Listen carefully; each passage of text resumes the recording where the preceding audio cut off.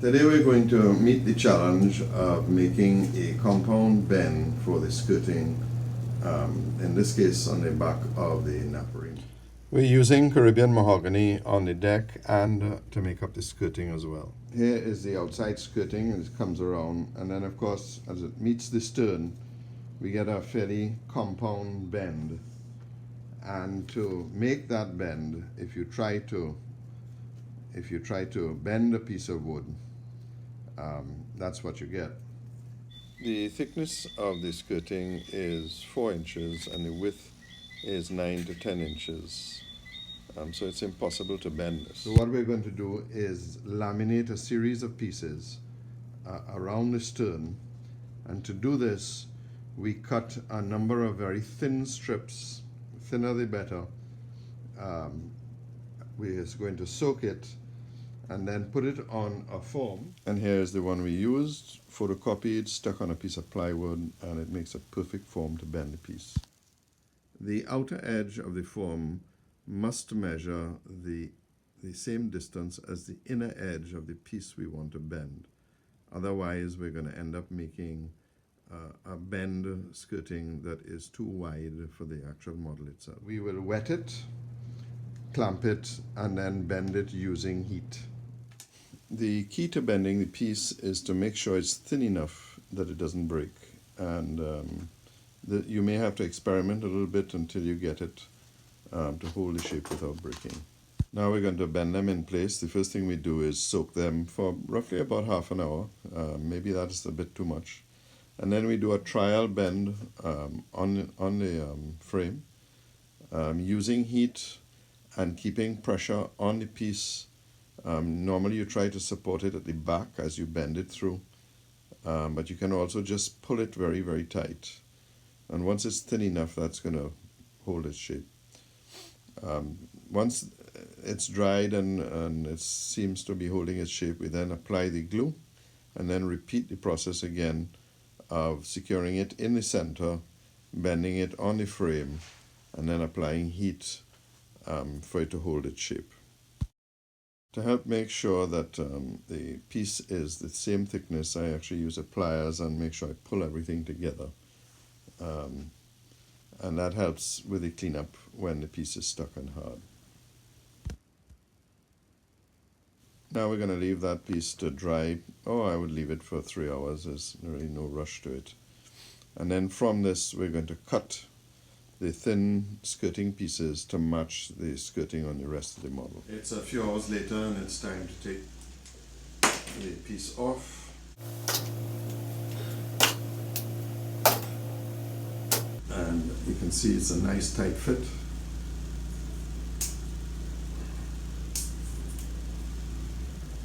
Very tight fit.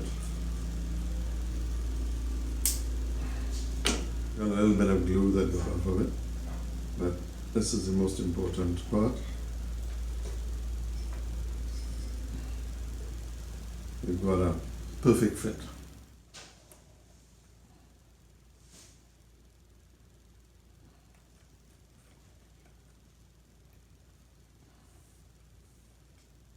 Perhaps one of the more important things is when you make the curve to remember that you need to make it the exact same thickness as the skirting that you've used on the rest of the model. You can make it a little fatter if you want, but you make sure it's not thinner. You need to get one side nice and flat. So you pick your best side. You notice I have a little bit of the lamination here where it didn't get as tight, so that's the side I'm going to cut off and put it through the thickness sander.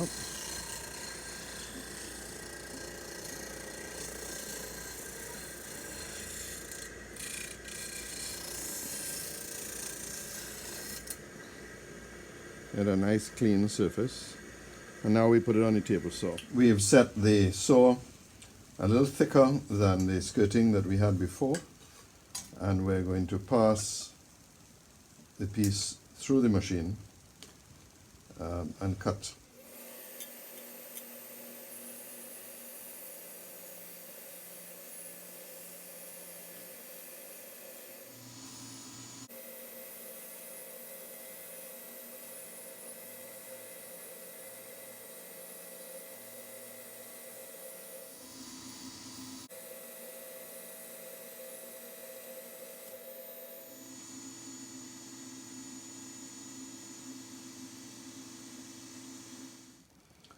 We've pinned it in place and didn't need a slight adjustment. So now we will stick it down and then clamp it in place.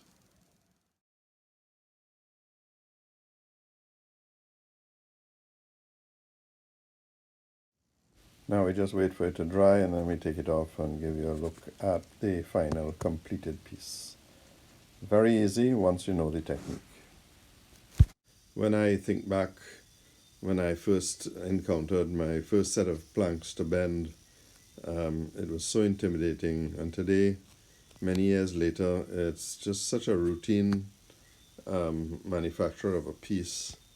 It really is very, very easy. Once you make sure that when you're doing the bend, that the form you use is absolutely accurate to the model, because when you use glue, the piece is going to come out exactly to size. So it shouldn't be undersized or oversized. And then when you're putting the various pieces in, you'll have to pin them to keep the movement to the minimum. And if there's some severe bending, you see that I use CA. Those are the pieces that I don't want to move at all, and the PVA gives me the working time to bend the rest of it. So that's it. It's 99% done. It needs cleanup and sanding, and I'll do that when I get all the floorboards in. So this is Kevin Kenny from Trinidad and my build of the Naparima, and I'll see you in my next video sometime in the future. Good night.